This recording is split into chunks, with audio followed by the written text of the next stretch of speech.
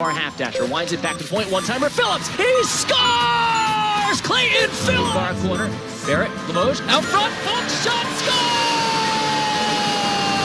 Leon 40 seconds left, Limoges to Barrett, Barrett near circle, walks on in, dangles, out front, score!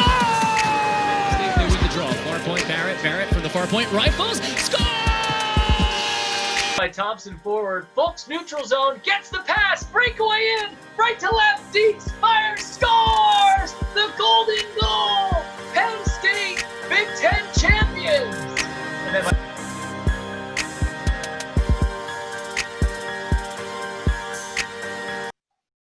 And what's good is Out on a Limb, hosted by me, Adam Mikleshko. This is season 2 now of Out on a Limb. I kind of decided that myself, so we're just going to say go with it. But today I have Brian Tripp. Now, for people who don't know him, well, I'm sure people do know him, especially around the Penn State area. I mean, he is a play-by-play announcer for hockey and baseball. So, like, you definitely heard his voice at some point in a highlight, and now you're going to be the man behind the voice. So, Brian, thanks for coming on.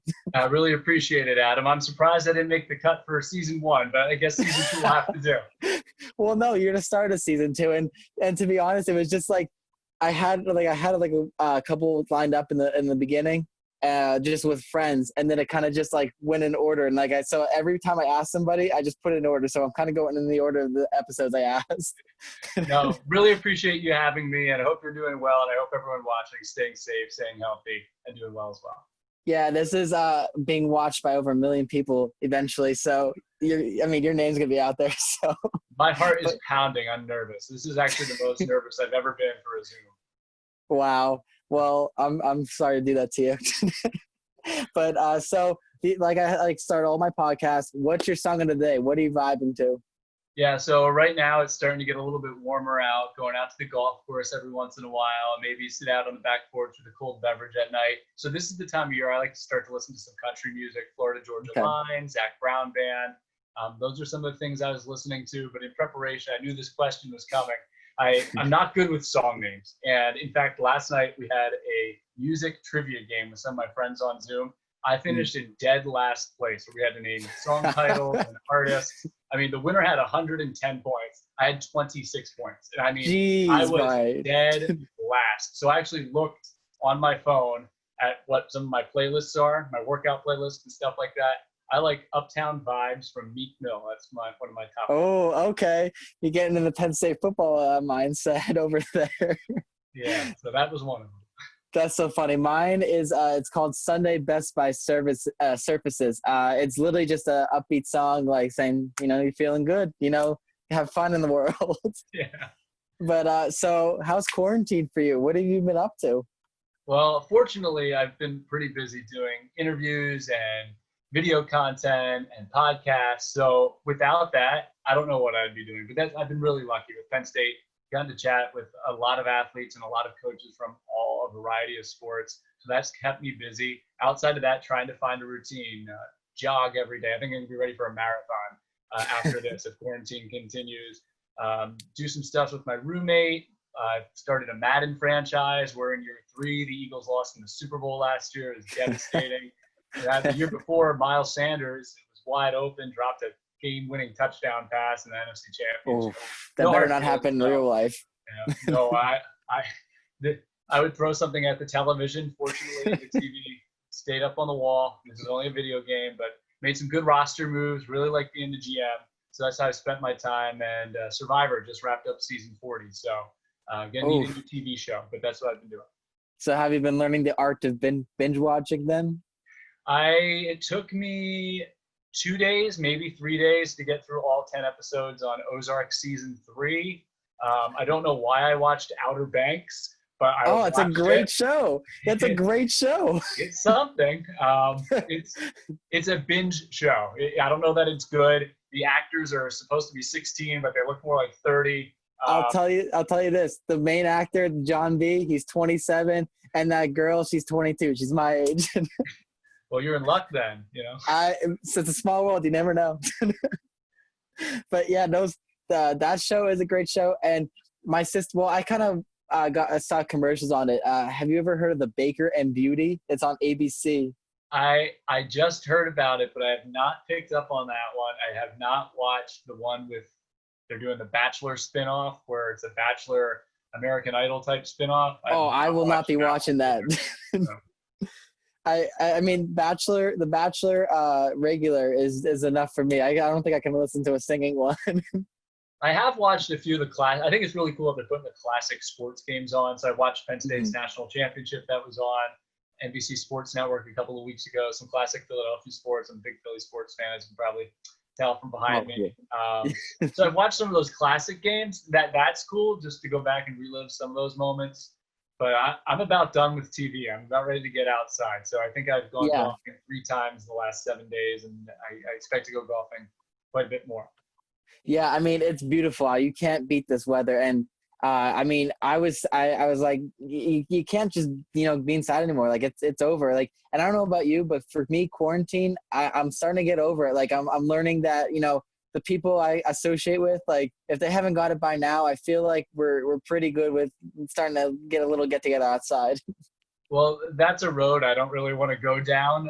But there is with my small group of people, like we've started to expand our circle just a little bit. And obviously we're following whatever guidance is out there from the government and from local officials. And right now in Center County and State College, we're in the yellow. So we're allowed to have small gatherings. I don't know that I'll be comfortable to go to a restaurant, a bar, an inside place anytime soon, even if they were to open up.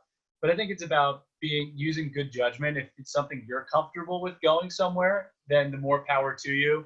I see a lot of people on social media, and I almost want to get rid of my social media because of it, shaming others for the decisions they make. Like, do what's comfortable for you, in my opinion. And I think it's important that we do look out for the safety and welfare of others. Just wear a mask. It's not that hard. Just put one on if you're going to the grocery store, and do the things you're comfortable with. It's not a time to be afraid. It's a time to be cognizant that there's something out of our sight, out of our control, and do the best you can for not only yourself, but those around you. No, I 100% agree with that. I'm not when I'm talking about like little gatherings. I'm not saying like over 5 people. Like I'm like it's the people I associate with, and I'm starting to get a little bit used to it. But definitely in stores, you always got to wear the masks. Yet I'm not ready for the big crowds yet. No, exact same here. And as humans, it's human nature to want interaction and to be able to socialize. And I think having mental well-being is just as big of a part of it as having physical and health well-being too. So I think the mental part of it, and having mental health and having those human interactions, that's natural. And it's something we need to boost our spirits too, because this is tough. It's unprecedented. And we're all learning how to cope and deal with it at the same time. So I think that aspect's really important as well. Yeah, you're 100% right. And that's, I mean, Words of Wisdom by Brian Tripp. I love it. Maybe there's a future for me in politics. Hey, you never know. With everything going on right now, you never know what jobs. I'm not going down that road. I'm not going down that road. I do not want to talk about politics either. That's a no-no on this podcast. But so before I get into this more, just to clarify, the pictures in the background, is that Citizens Bank Park in the Eagle Stadium? I'm not sure. No. So I'm trying to think. No, this is this shoulder. So that's the Eagles championship flag. Behind me here, that's an old print of a Goodyear blimp over Beaver Stadium. And then back here, top is Beaver Stadium. And this is the first game at Pagula. So you got Penn State on this side, Eagles on that side. And I have a Phillies print of Brad Lidge getting the final strikeout in 08 on the wall that you can't see. And over to my left, on another wall you can't see, I have my hockey charts from the games I've done for the national championship game 2 years ago, and when Penn State, I know we're going to talk about this game a little bit later, Penn State beating Wisconsin for the Big Ten championship. I have those charts hung up on the wall. That is so cool. Your walls, I mean, if I could show my whole walls, it's literally decked out in all Philly stuff and little UFC stuff and whatnot. So I respect it. I respect the Philly grind over there. Well, I think I'm like a 16-year-old living in a 31-year-old's body. So hey, no, I'm not judging. I'm probably the same way, but I'm 22. But so before we get into it a little bit more, I'm going to talk about how we met really quick. So the way I met you is, and I wanted to, meet professionals in the Penn State realm right now, or when I was, in school. And I was, recommended immediately to talk to you. So I forget how, I think I just reached out to you with Penn State email and you got right back to me. So, I mean, it was really awesome. I was like, Brian Tripp is like, a name here. And like, I'm so excited that like he let me, come shadow him. So, I got to my first hockey game with you. And I remember we got to eat some stuff. But what I really noticed right away is like the preparation you had for the game. Like it was, notes upon notes. And I knew you'd bring this up, Adam. It was, look at that. Like, it's amazing. like, I don't think people understand like how hard that is. And like I don't even know how many hours you put into that, but I mean, I could tell you like, from me, like listening to you, like especially that game and then even games after that, like you're so prepared. So how much preparation do you put into every game you call?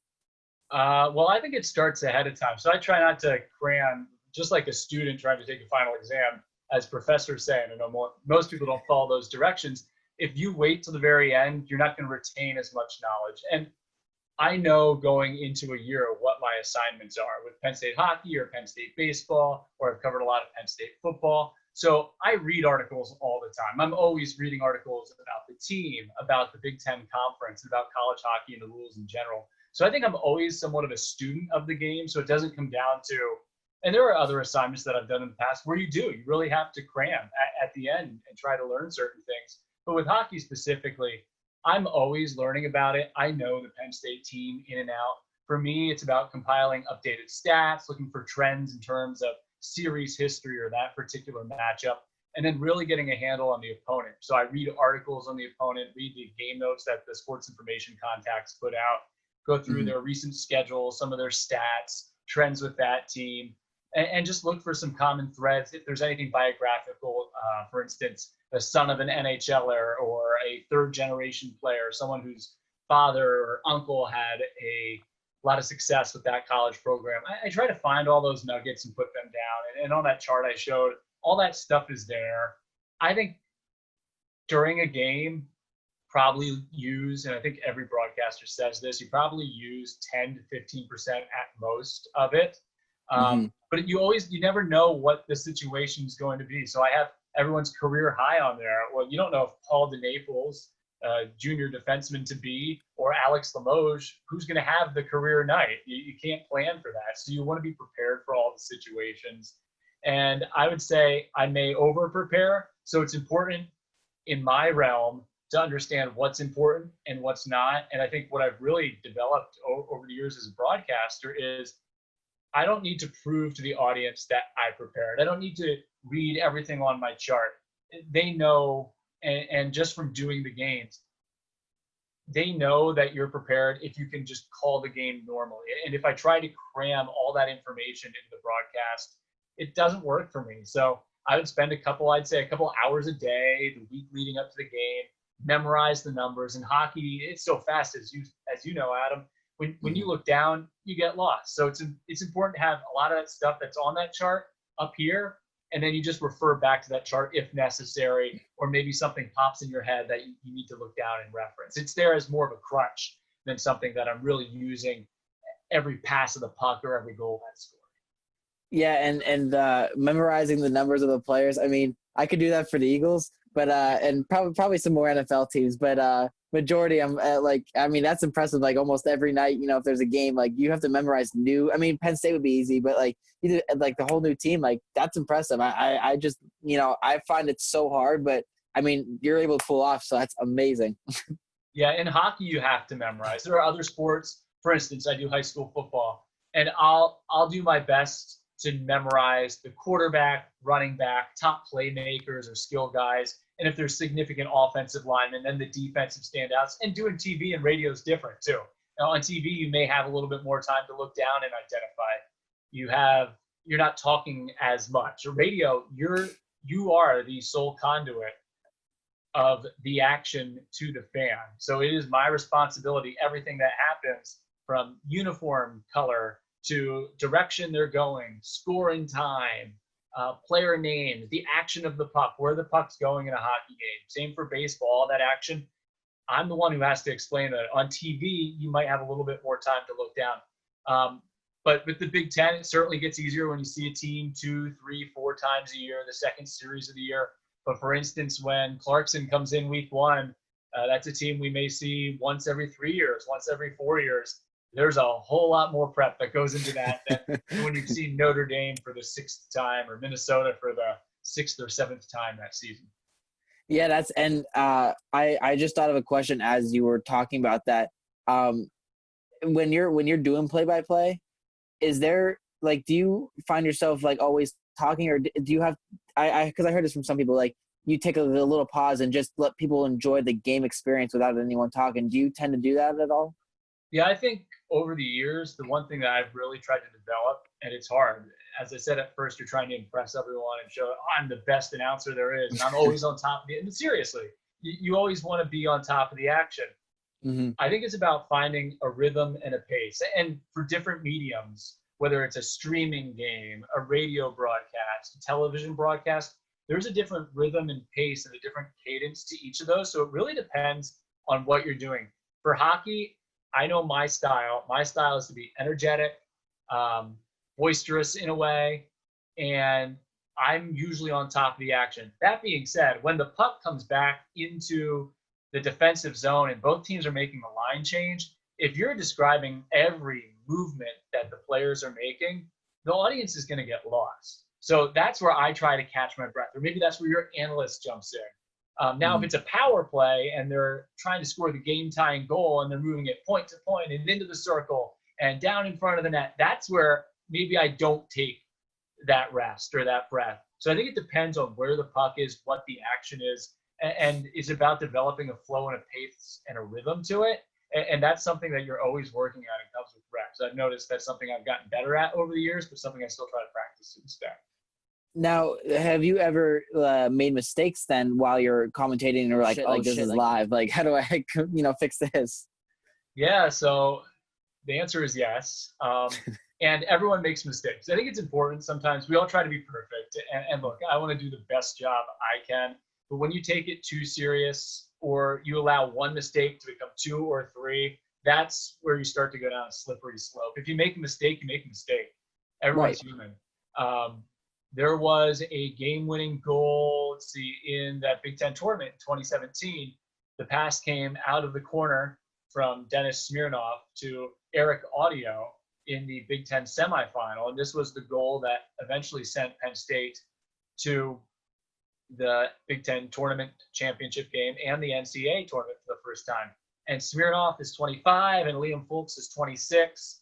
And they were in the corner, and I guessed, and I shouldn't have guessed. I said, Fultz out of the corner, Audio out front, scores. And it was wrong. It's wrong. It's not a big deal. Fortunately, with radio, you can go back and edit it and take that out, and no one will know when they put it on the highlights. But yeah, it was incorrect. But I think that's a lesson I've learned. If you don't know, don't say it. You can always add it in later. And then there are other times where I can think, for instance, this past year, sometimes the wrong word just comes out. It's natural in human speak. Think of a conversation that you and I are having. We're not nervous when we're having this conversation. It's just the two of us chatting. It's natural to say something or stutter or pause or have the wrong word come out. So I try not to get too hooked up on or held up on that one instance. It's just, you move on. If you make a lot of them, people are going to start to notice, but you try not to make a lot of them, and you just got to roll with the punches, as they say. Yeah, and that's really cool. And when you mentioned that you have like a lot of notes and you only, use 10, 15% of those, I can relate with that, because when I first started my first sidelining gig with BTN Student U, it was my very first one. I didn't know how to prepare at all. Like I looked up everything. Like I talked to someone on the softball team. I didn't know how to like properly prepare, and like it's all with experience. But I remember I memorized this 1:30 long, speech I was gonna give in my intro. And when they went to go record me, I messed up one word and everything I forgot everything. I was like, oh God, like it was terrible. Well, there's two things I'll say there. Number one, it's better to be over prepared than under prepared. And as long as you're prepared, I think then you don't have the gears really turning then. You know the material, and you can be more natural. You can be yourself. You don't feel uptight or nervous that you aren't prepared for the assignment. So I think number one, it's a good thing to be prepared. Number two, when I do stand-ups or sideline reporting, I've found if I try to memorize it word for word, then as you said, when you screw one word up, the whole thing's over. All right, Yeah, it's you're done. You're done for it. It's just a matter of you're done. So what I try to do is remember, I want to talk about, let's just, for example, use a Penn State football game first. If it's a pre-game report that you're doing. Mm-hmm. Well, if Sean Clifford was banged up last game, I want to say, okay, Sean Clifford, ankle injury. Next, defensive line needs to get to the quarterback. And next, I might have Franklin quote about home environment. I'll know what direction I want to go, but I'm not going to try to identify every word I want to say. I just know the key points and the key stories I need to get to. And then if one word doesn't come out exactly right, well, how am I supposed to know? I didn't have it pre-planned. I know what direction I want to go. I know the stories, the quotes, the key things that need to be in the report. But by not memorizing it, if one thing comes out a little bit different each time, it's not going to throw you off completely. So that's the advice I would give to anyone doing any type of reporting or stand-up. Yeah, and that's great advice because after I screwed up that one, that's the advice I was given, and I found that I was able to get better with it. Now, don't get me wrong, I still I get with the bullet points, but I still have to think of a full form sentence when I'm doing it on air. Like I still am getting better with that because I know sometimes I definitely still screw up, and I'm still learning. But I feel that everybody's same advice is it just takes experience. Like once you get more and more reps, it's so much better as it goes along. Yeah, and I was just listening to, I think it was a Zoom chat that Jim Nantz had done. I believe it was with STAA, and I saw highlights posted on Twitter. He said the moment you become yourself on air as opposed to trying to be the broadcaster, that's the moment you've made it. And I've noticed over the last 3-4 years, really that transition where I feel more comfortable, where I can be myself. And I've noticed a big difference in my work where I'm not trying to be, I think as a broadcaster and getting into the field, you see, at least for me, I really like that Joe Buck does this, or I really like that Doc Emmerich does this, or I'll see something an ESPN anchor does, and I'll try to incorporate that. And that's good. I think you want to emulate the really talented people in the profession, but you don't want to imitate them. I think there's a difference.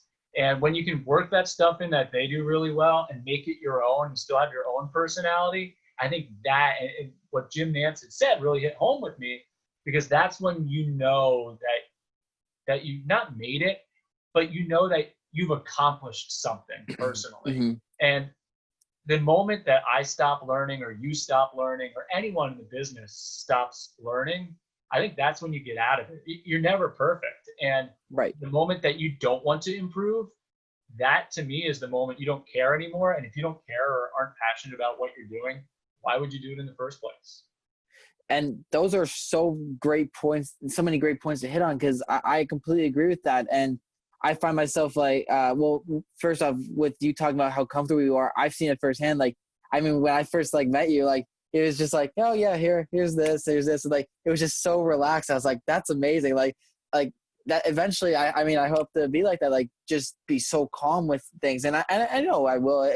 That's how it happens. But that's why, this podcast is, I feel is getting, I'm getting better with it with more reps, because it's helped me be just more comfortable, especially just talking. And I know I'm going to stutter. I know I'm going to say a couple of times, but that's just how it works. That's just human nature. And I feel once you're yourself on camera, I mean, people can emulate with that or relate to that, and they're gonna be like, oh, he's real, he's one of us, and that should be everybody in the world, feeling that way.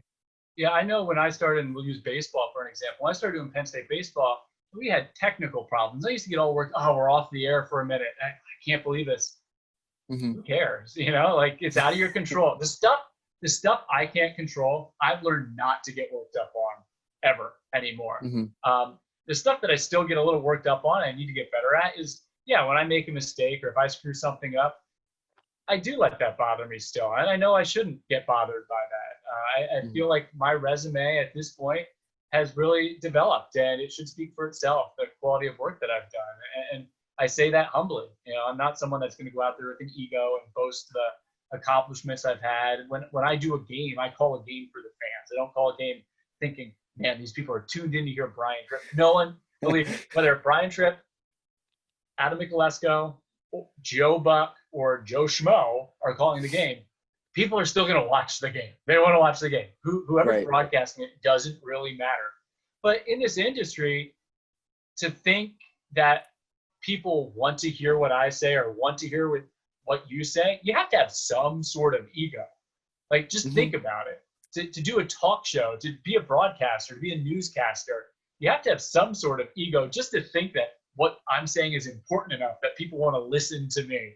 But I think there's a delicate balance there, and that's something I've always tried to achieve. Yeah, and that's what it's going to end with. Like, say if this thing got big, like, it's going to be all about just being humble, like, understanding. You're right. Like, you know, people do want to listen to you, but at the same time, they want to listen to you because you were yourself. It's not because, like, oh, I was this guy, you know. It's just yourself, and that's what people can, you know, relate with, and that's the end goal. Like, I always, like, my big thing in life is if you could put a smile on someone's face at the end of the day after talking to them, I think you've done a job well done, you know?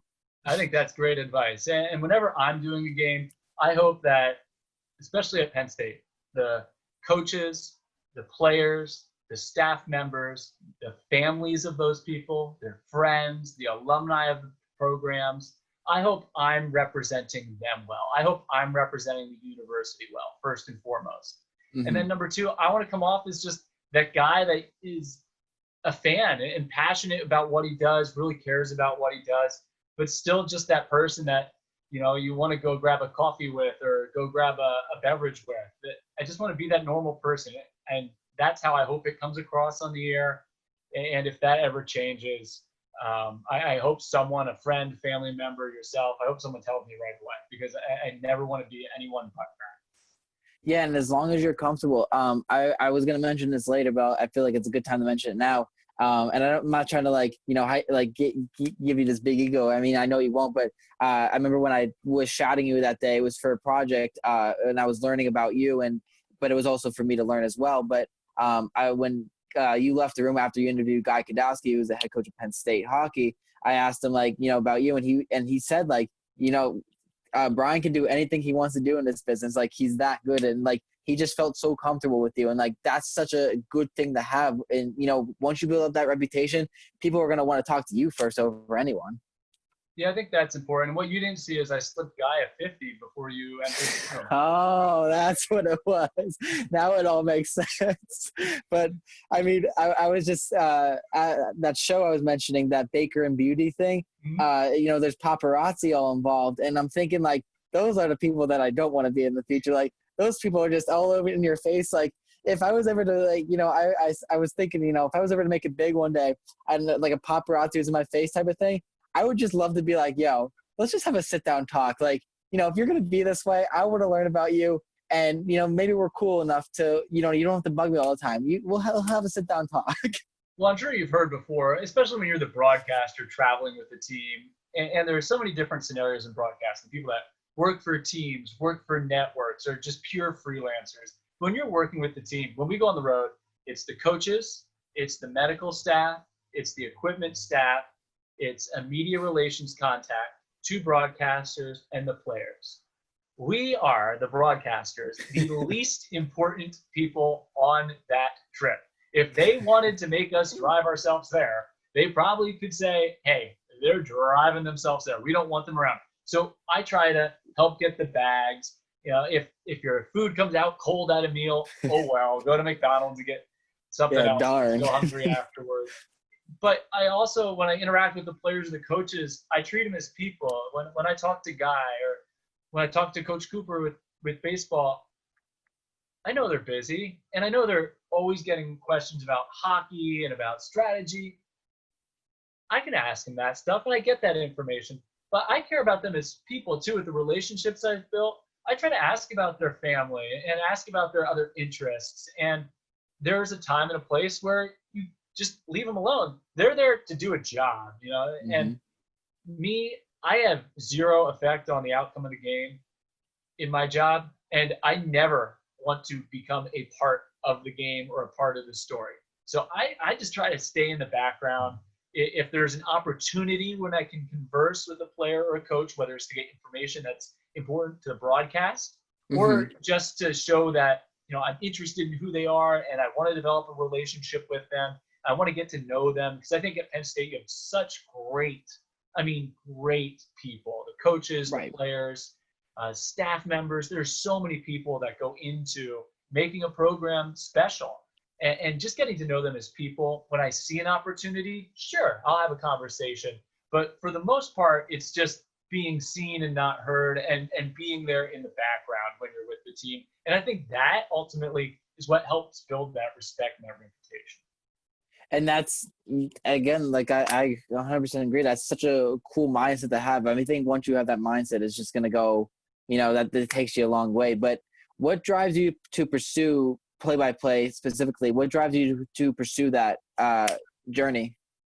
Yeah, so I think it started, and I've told the story a couple of times, when I was 10, 11, 12. My brother's 2 years younger, and he was playing Pee Wee football, and they'd always play on Sunday afternoons. And as a huge Eagles fan, I hated to miss the games. So I would always listen to the Walkman back in the day and put the little headphones on and cue up 94.1, listen to Merle Reese calling Eagles games. And I think that's what hooked me. I don't know that I realized it at the time, but that's what hooked me. I thought, wow, that's really cool. This guy announces the games. I remember going to training camp, and I wasn't nervous to meet the players or get their autographs. I was nervous when I met Merle Reese. And at parties, I started to do imitations of broadcasters. I can do a Merle Reese imitation, and Harry Callis, the same thing. And when my brother and I would play video games or play floor hockey or wiffle ball in the backyard, I'd always want to be the one to announce the lineup. So I don't know at the time I really realized what was going on,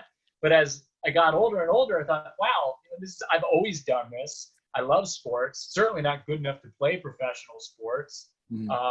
Don't really have a background to get into scouting or management. And I like talking and doing the broadcasting part of it. And it was a natural fit. I don't think I ever considered anything else, honestly. So it's always what I wanted to do. You don't have to do this, but could you do a Merle Reese impression quick? Yeah, I can. It's pretty good. I'm not going to lie. It's pretty good. Here's the Eagle part. All right. Hi, this is Merle Reese, voice of the Eagles, and you are listening to Eagles Football, brought to you by PNC Bank. Back goes Wentz. He's looking, and he's throwing, and it is caught for a touchdown. Carson Wentz to Zach Ertz. I think it's pretty good. Adams to his right. Wentz looks, fires, touchdown! Wentz guns it into Zach Ertz. Boy, he sticks that. That is amazing. I mean, people who don't know Merle Reese, I mean, you gotta listen to him. He's a legend in this business, and he's so good. That is so spot on. I'm gonna show my dad that later on. He'll appreciate that call big time. Well, I think you do like a little promo for the podcast. If you put that up, and just put Merle's picture up, maybe you could fool people into getting way more listeners. I will. A lot of people know who he is, and no one knows who I am. I will do that as the intro, and I'll be like, "Did you think that was Merle Reese?" That is so funny. And Harry Callis, did you say you could do an impression of him too? Yeah, it's not as good. All right, if you could say, "Chase, you are the man," then right. I think we'll be good. Utley coming around third. Chase Utley's gonna score. Chase Utley, you are the man.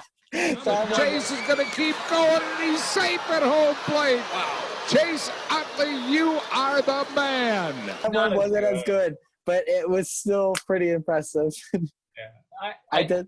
I'm sure you've gone to Penn State football games. I can do a decent one of Dean DeBoer, the PA announcer at Beaver Stadium, too. Let's hear it. He doesn't like it. I've done it personally for him in the past. He doesn't like it. Everyone else says it's great. All right, ready? What player do you want me?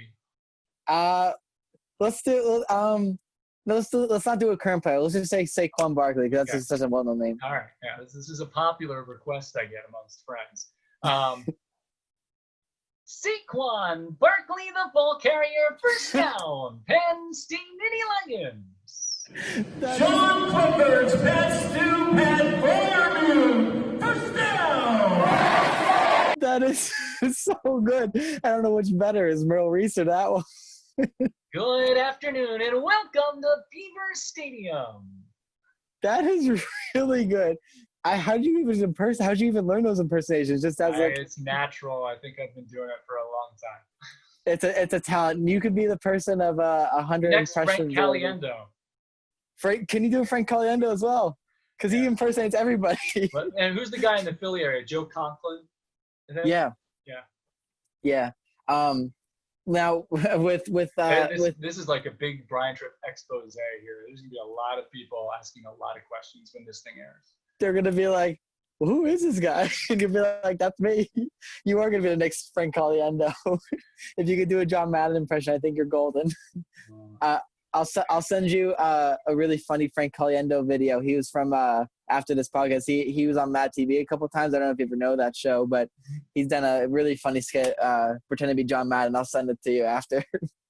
But so with play-by-play, how did you even practice that? Because I mean, me personally, so I did one play-by-play / color commentary one time, and it was for Lock Haven University. I was someone asked me to fill in for them because they couldn't do it. So I was like, yeah, I'll try it out. I mean, I never even knew about it. So I was a color commentator and I was terrible. But like, how do you even practice play-by-play?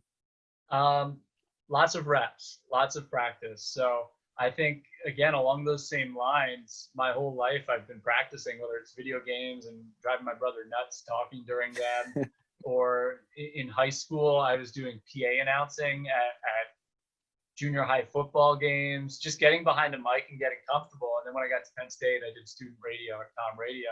And the thing, I looked at Penn State, Temple, and Syracuse. And what sold me on Penn State, I never finished my application to Syracuse because you couldn't get on the air right away there. At Penn State, I got on the air the first week I was here.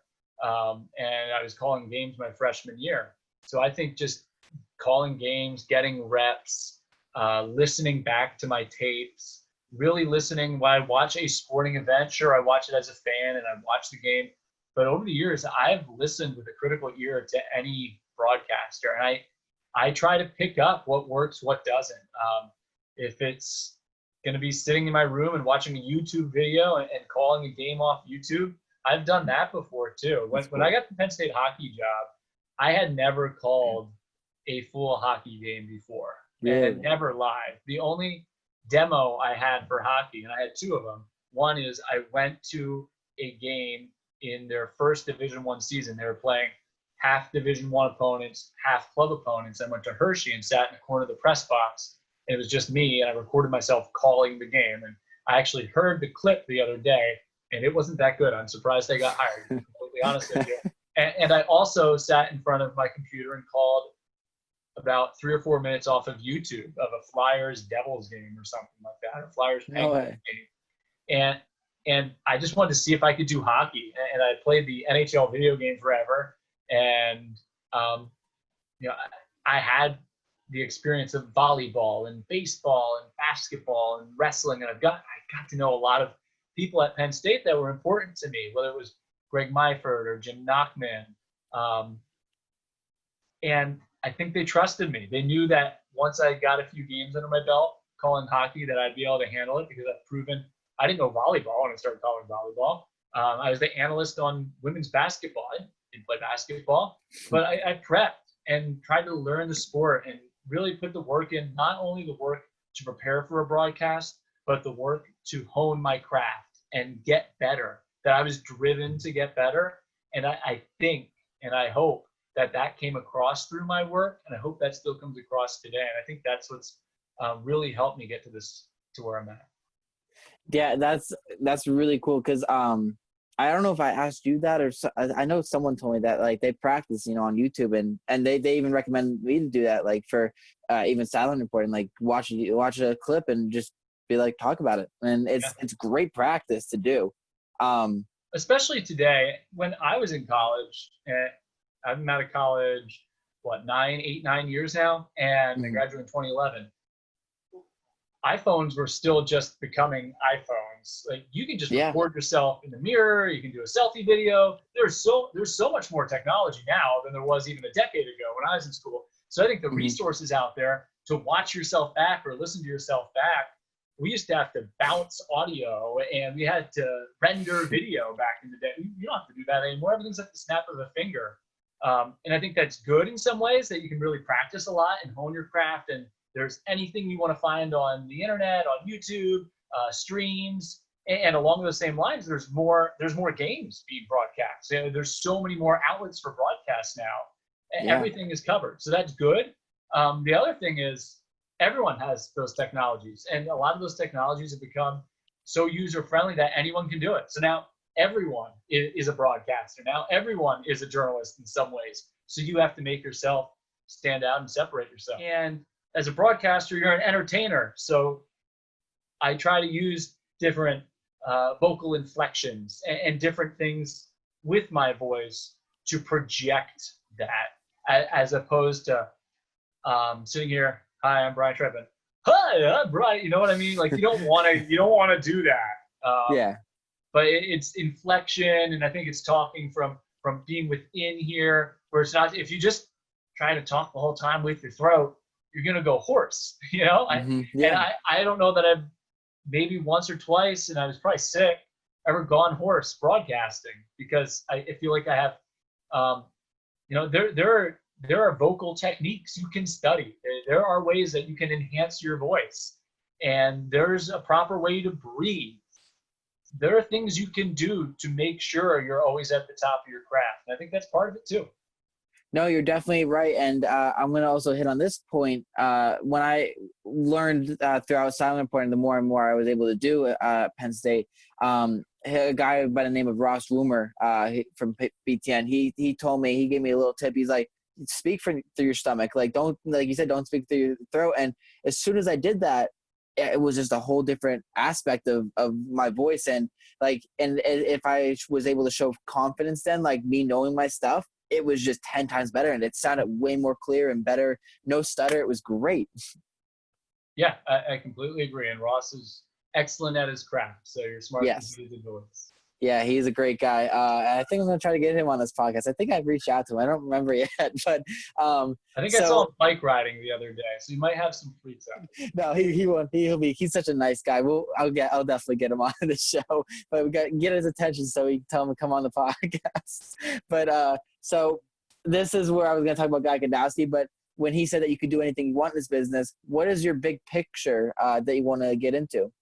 Yeah, I'd love to call, whether it's a professional sports team, and don't get me wrong, I love what I do at Penn State. I'm very fortunate to be in the spot I am at Penn State. But I would love to, whether it's a pro sports team or network television, I would love to call a Stanley Cup championship or a Super Bowl. I would love to do it on a national level where you're the voice of that league, or at the very worst, you're the voice of that team, the voice of the Phillies, the voice of the Eagles. That was from day one my dream.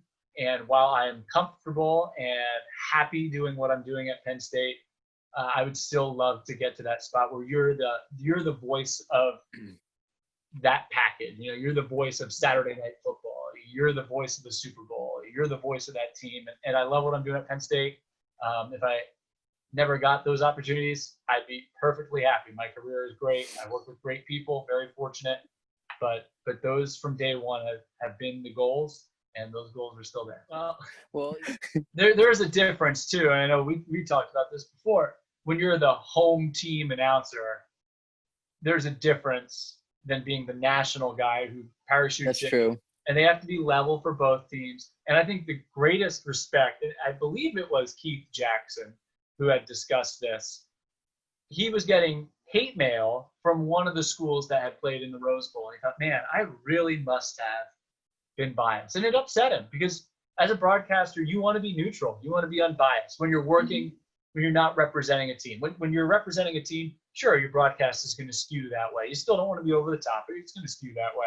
And then a couple days later, he started getting hate mail from the other school's fans. So that's when he knew that he was perfectly fine on that broadcast because both fan bases equally hated him. And I think today, every team has a home announcer. So, for instance, fans get used to, if you're watching a Phillies game, Tom McCarthy and John Krupp calling the game. And there's a Phillies bias there. All the graphics, all the stories are more centered around the Phillies. Same thing if you're watching a Pirates game and it's Bob Walk on the game or Joe Block on the game. So I think as local fan bases, we become attached and accustomed to hearing these regionalized broadcasts. So when that national broadcast comes in and they don't play favorites, that you automatically feel like they're against you. No broadcaster out there is rooting against your team. Al Michaels didn't intentionally not get excited for the Eagles Super Bowl championship. Watching that game, he and Chris Collinsworth might be the best broadcast tandem ever to call NFL games. They are very good. You're right. There was Summerall and Madden, Michaels and Madden.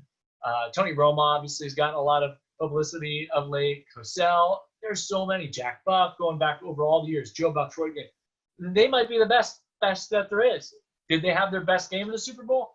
I don't know. I can't judge. I'm a fan. I wasn't watching that game listening to what the announcers had to say. I was watching that game hoping to experience something for the first time in my life.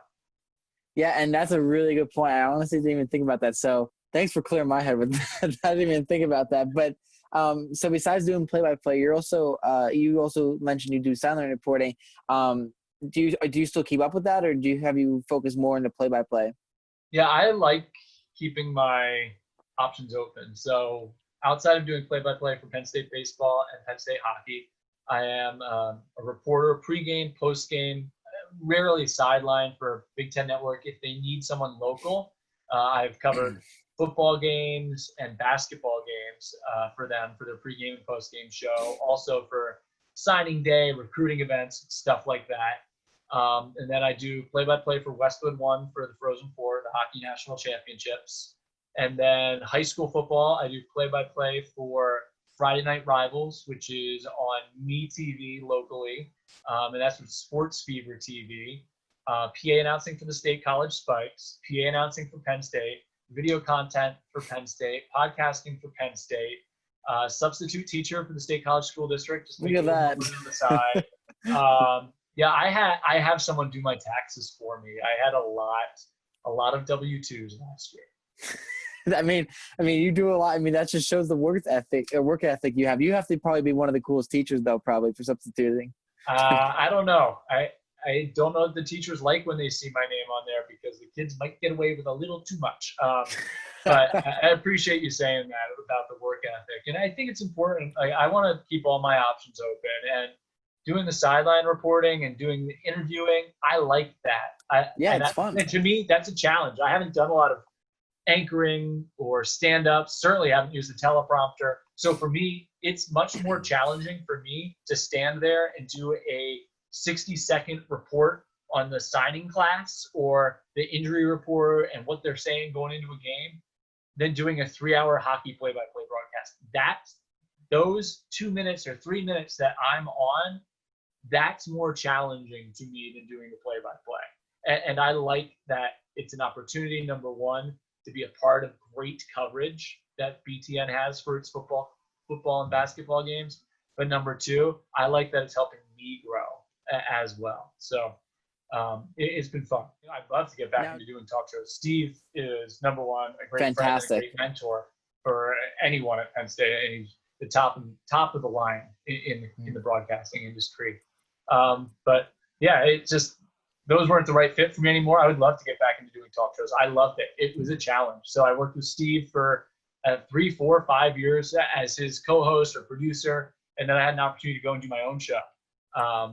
And we're going to kind of regionalize it. And things just didn't work out. You know, it happens a lot in this industry. Some things work, some things don't. And after that didn't pan out, I did not get back into talk show hosting. Found some other things. But I would love to do it. I thought it was fun. I thought it was a challenge. It's hard. It's really hard. It's those people who can host, you know, the Colin Cowards of the world, who can do their show by themselves nationally and sound interesting for 3 hours, 4 hours at a time. Impressive. Those are the most gifted people in broadcasting. And it's not close. It's not close. But Steve Jones is a fantastic guy. I actually was able to meet him before, quarantine happened. So I was pretty appreciative of that. I'm Facebook friends with him now, so I'll have to hit him up. He doesn't post. He doesn't go on Facebook very often. Well, maybe I'll try to message him and see if he'll want to be on the podcast. Oh, he will. He will. He's a great guy. But so who is someone you look up to as an announcer? I know I asked you this when I first met you, but like I'm curious if that updated at all. Well, I think it comes across in my hockey. I love the way Doc Emmer calls hockey. He's amazing. I think it comes across in my broadcast too. He is the best at big moments of rising to the occasion, following the action. His vocabulary is outstanding. And I think obviously anyone's going to say him that works in the hockey industry because he's the best to ever do it. And so obviously I take a lot from him. Outside of that, I've worked with a lot of great people over the years that have influenced me in many ways. So I think that's been helpful as a mentor. But in terms of the best doing hockey, which when I started doing it, I didn't know I'd be as passionate about it or that it would fit me as well. I think it fits my style. It does. So he's the guy. Okay, that's really cool. And that was your first answer as well when I first met you. So I'm glad it never changed because he's a hell of a guy. I like him, listening to him at all times, even though it's not the Flyers sometimes in the playoffs. But yeah, so enough talking about you for a little bit. I want to give you a break on that. I want to get your opinion on some questions quick. So with the Penn State hockey season, obviously it wasn't able to get played out fully, but how do you think their season would have ended? I think they were going to go to the Frozen Four. I thought they were getting healthy. I thought they were playing their best hockey. You were seeing some of the freshmen really get comfortable. Kevin Wall had an outstanding finish to the season. I thought Connor McMenamin, when he was healthy, was really coming on. Tyler Gratton, Connor McEachran. I thought the young players were starting to blossom and get more comfortable. Brandon Byro dealt with some injuries this year. He was getting healthy. Clayton Phillips dealt with some injuries this year. He was getting healthy. And they did make some small changes to their style of play. There was certainly a more conscious effort to be better defensively. And I thought they really were starting to find that perfect balance of offense and defense. And I think they were going to make a run. Everything was lined up for them. And you just don't know. That's what makes the end of the season so hard. You just don't know when the stars are going to align the way they had in the future again. They were hosting the Big Ten tournament as the number 1 seed. Everyone had to come through Penn State. So you had that regular season championship. Hopefully you're going to get a conference championship tournament banner. And then the regional was going through Allentown, which is 3 hours from here. And it was going to be 9,000 Penn State fans there cheering you on. And they were probably going to be a number 2 seed. So whether it was Minnesota State Mankato or Cornell, I think they would have matched up pretty well against them. And I think Detroit was certainly within reach. And once you get there, I can tell you it's anyone's game. You just got to get there. And the whole thing can be said about the entire 16-team tournament.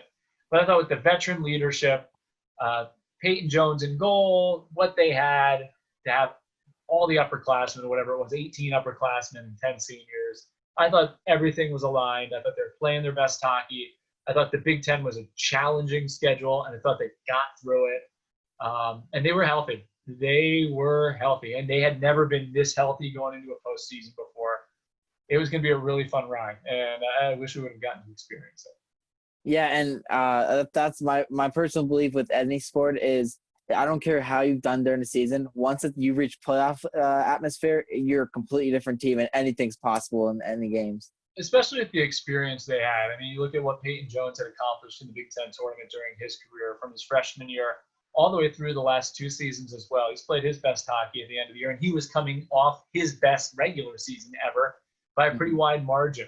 To have Liam Folks, who scored so many goals in big moments, to have Evan Barrett, Alex Limoges, and Liam Folks clicking together again. I thought they really found a good tandem there of Brandon Byro, Nate Ceol, and Arne Talvidia playing together on the line. And Arnie, he had a really tough year too, and he was starting to find his game again. And that's just coming off an injury that was 12 months ago January. So there were so many components that I thought were coming together at the right time. And they played well.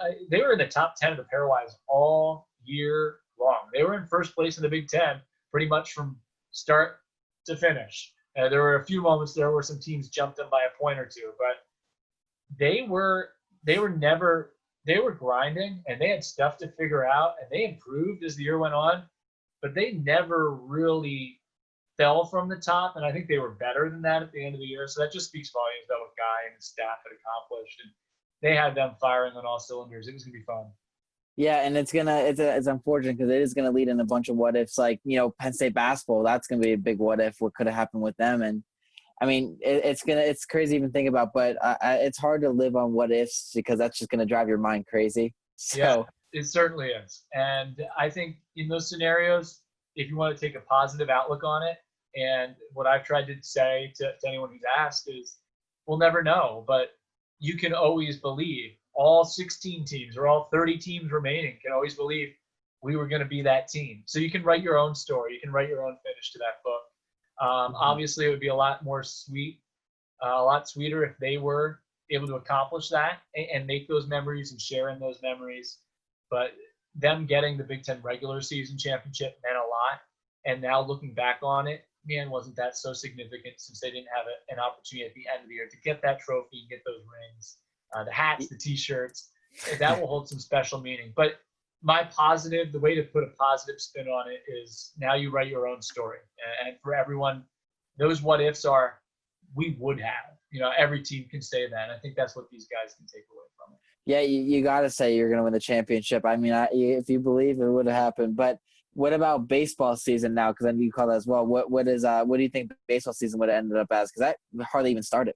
Yeah, they were off to a 10-5 start, and they were off to one of the best starts that they've had in a long time. And I know talking to the coaching staff, they felt like this was the most talented team that they've had in a while. A really deep pitching staff, led up front by Bailey Dees and then Connor Larkin. I thought was just ready to blossom into a strong starting pitcher in the Big Ten.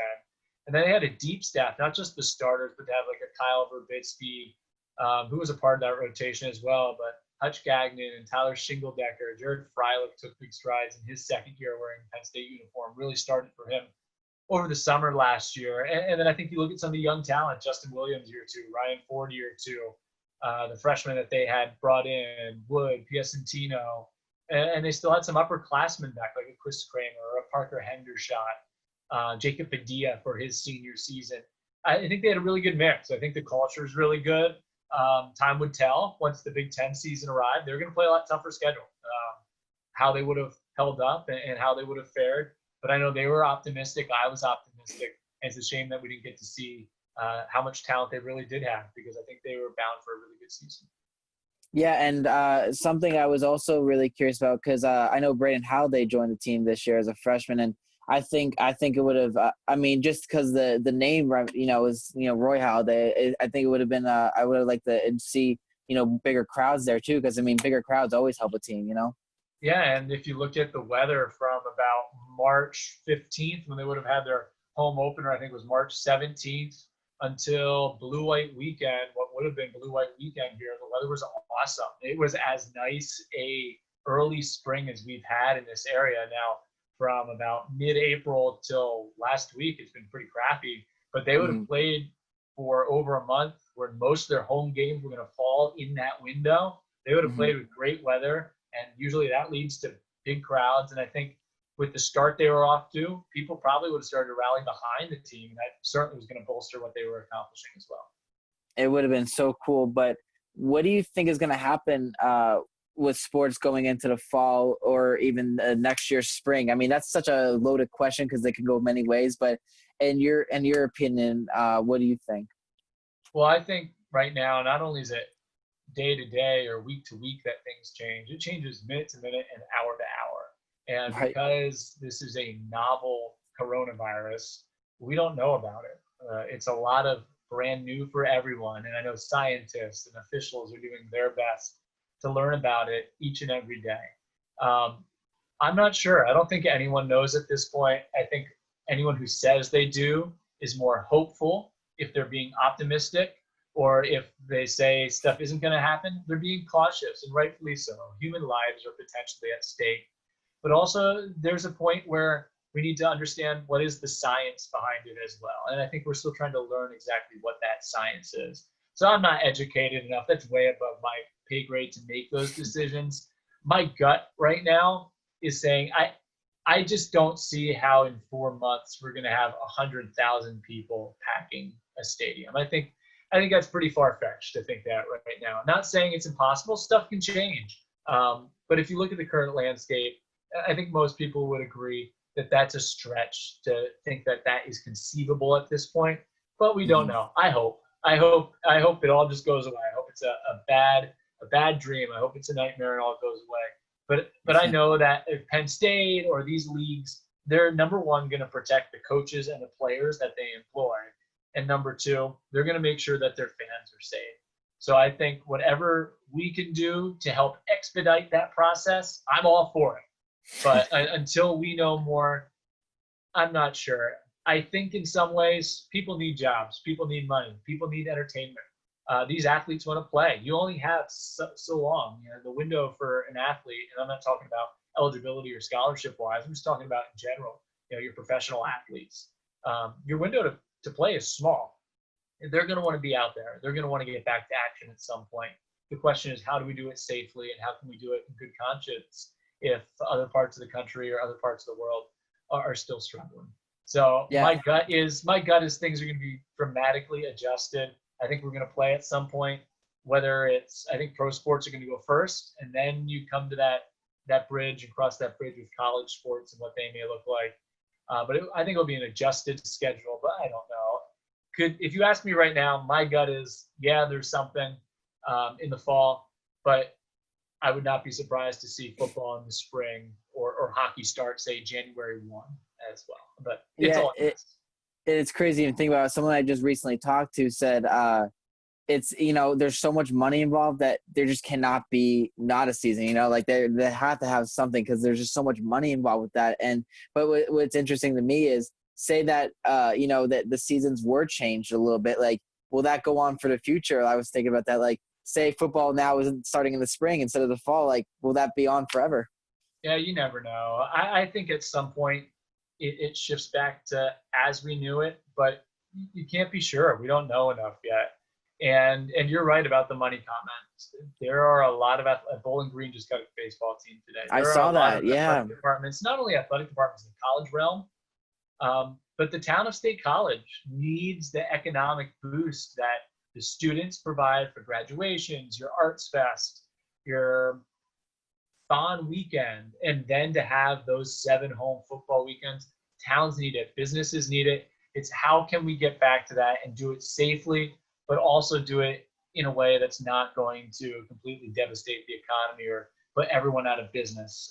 It's tough. I'm glad I don't have to make those decisions. With my next question, and this is really late in the episode, but make sure you like, comment, subscribe, and do all that. I have to get on the YouTube thing. Everyone says that. I think everyone's tuned out by now. I've definitely put some people. This is what I'm gonna watch if I need to go to sleep.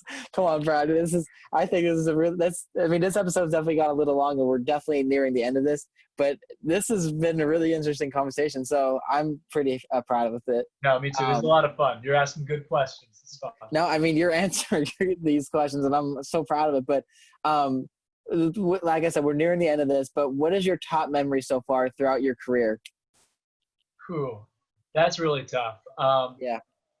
I love being around, for instance, when the hockey team wins a championship, or I worked with women's basketball and they won a championship, or individuals have success, because you get to know the people. I really root for the people to have success, and that means so much more to me than me achieving something. But if you're asking about my broadcast career, the highlight's been getting to call the national championship for hockey the last couple of years. That is pretty cool to know that you're doing the national championship on national radio. That's been the highlight for me. Okay, and then is there a top Penn State hockey moment for you? This could be with the question I'm going to ask in a little bit about your other thing, but is there just a specific top hockey moment for you? There are a lot, whether it's the first game at Pagula in front of 6,000 plus. Every year there's those marquee games. Like this year we didn't know it at the time, but when they scored back-to-back goals in 31 seconds against Minnesota in the season finale, that was one of those moments. But obviously them winning the Big Ten championship in double overtime, back-to-back double overtime games. Liam Fultz gets a breakaway, and the team hadn't won a championship before. That was their arrival moment, and to be with them from the first year of the conference until then, and to be with them now and see how hard it is to achieve a championship and win a championship in this conference, in this league, that was awesome. It was just awesome, and there's no other way to describe it. That's awesome. And then top overall sports memory could be literally anything, not even in your career, just anything. And I'm sure I can guess this, but what is your top overall memory? Wait, yeah, that way? Yeah. It's that way, yeah. I don't even need to mention that. But so I was in Philly for it. It actually so happened, and because this is in hockey season, and it was on our bye. The game was after a hockey weekend, and we had a bye week the next weekend. And the parade was on a Thursday because they waited a couple of days to make sure they could plan it properly. So if we had a game, Friday, I wouldn't have been able to go to the parade, especially if it was a road trip. We would have been away. And it so happened, it had to be destiny that was a bye weekend coming up. So I went to Philly to watch the game with some friends, went down Broad Street afterwards, and went to the parade. It was, perfect timing, and I'll never forget. I was at the parade as well. I can't believe I didn't see you there. I mean, it was packed. Now, where were you standing? So when I first got there, I'm going to try to reference that it was like almost an igloo type of statue. I don't know if you know where I mean, it was right at the art museum. I was right by I was close to the steps. There was an igloo there. And so originally, I stood with a couple of my friends at Temple for the night before, and then we went there a little early. And I was close to the art museum steps, but we had to go under a tunnel to get there.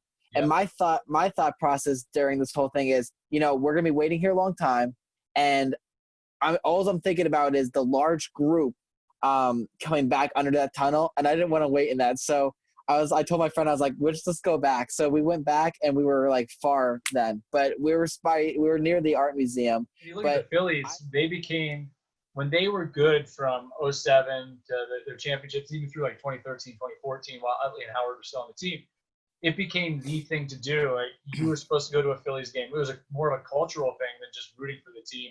But that Eagles team was so much fun. We were at I think it's a Holiday Inn and a TGI Fridays right there when they turn from coming up Broad Street, and then they turn when they get to City Hall, and then you're going down towards the art museum, right where the country flags start. We were kind of right there on the corner. Okay, yeah, you gotta love Eagles fans. They were so fun to be around, but some of them were just so annoying. Like, it was funny. Some of them were standing on the porta potties, I remember, and one kid threw a beer can and hit like a little kid down, and the dad was waiting for him to jump off the porta potty because he was ready to beat him up. But like, that was just so much fun being there, though. In those, let's see, the 5 hours after the Super Bowl ended and the 12 hours of parade day, I saw a lot of things, and a lot of things that will pretty much be burned into my memory for a long time. I took a lot of videos that day, but it was insanely cold. I think if the Eagles were to win another Super Bowl, I don't know if I'll be at the next parade if it's cold out, because that would kind of suck. I'm not gonna lie, but it was fun seeing it overall. You got to be there. You got to experience it. Yeah, might be a once in a lifetime opportunity. You're not wrong, and to say you were there is a really cool thing.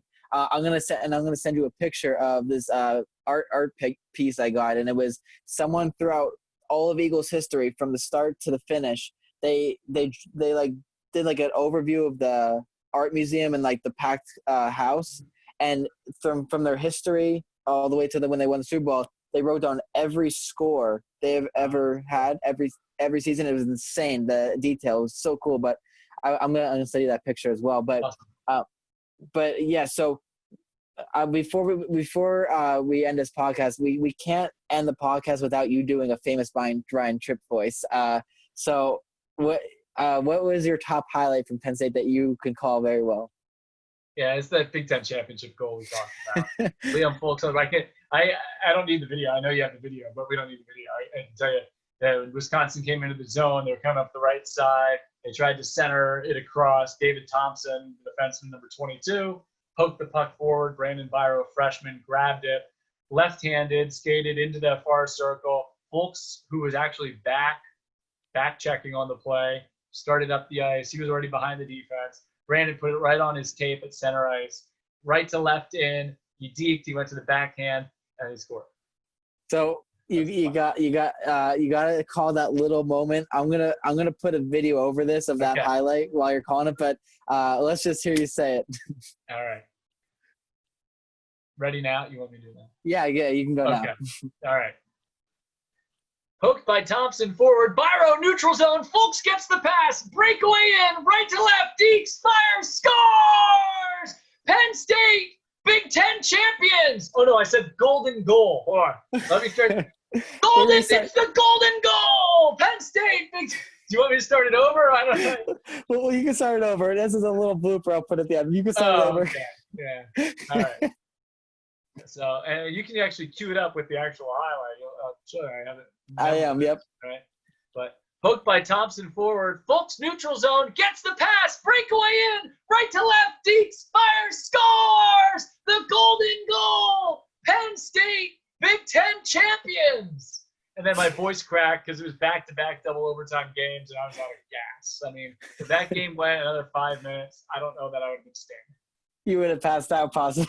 My roommate's going to wonder what the heck is going on. I was just going to say, your roommate's probably like, what the hell is he doing? It's funny. It's funny because I somehow timed that perfectly when you said that. So I'm pretty proud about that. But is there anything you want to add to this podcast? I'm sorry, it went a little longer than expected, but it was so informational. So is there anything you want to add to it? I'm just going to send my Grubhub bill to you tonight since it went a little bit longer. That's it. So where can people follow you? There's so many, but where do you want people to follow you? Yeah, it's at btripp, 2 P's, tweets on Twitter. And if I like you and you follow me on Instagram, I'll give you a like back. But I'm private. btripp1 BSU. I'll also put that in the link in the description of this video. But here's the outro. We just went out on a limb. Now you grab this branch, grow the tree by being different, or just be yourself. Peace.